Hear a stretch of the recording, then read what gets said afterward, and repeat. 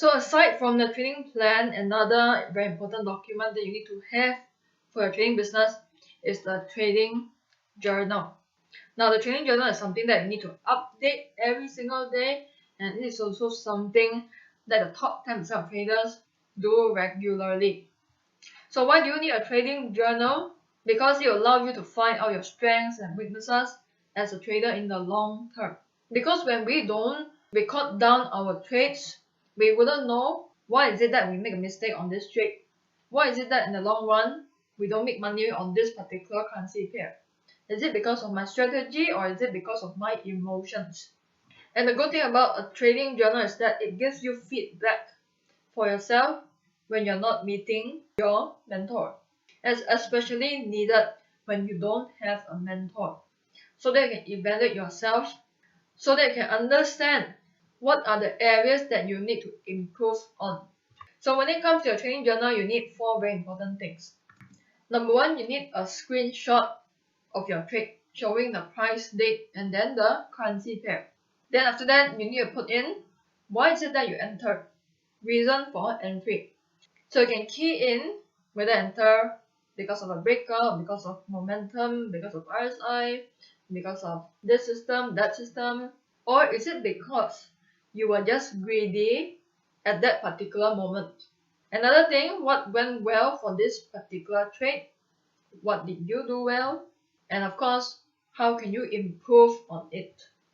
And in order to add more specific things in your trading journal, you can also add what was I feeling before, during, or after this trade. Because if you are to enter because of the feeling that you're afraid you'll miss out, then you know that in the long term, hey, actually I don't have enough discipline to stick to my trading plan. Because every time you trade because you're just afraid that you miss out on the profits. And what were you feeling during the trade?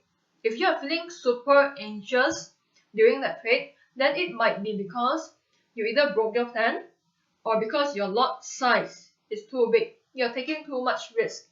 When you start to feel a little bit uncomfortable, meaning that you're already trading beyond the amount of risk that you should take.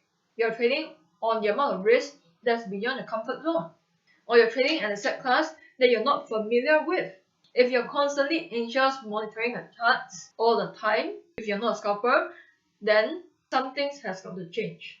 And then if you're, let's say, angry, happy, or depressed after the trade, it shows that you're actually a bit too profit driven rather than results ROI driven.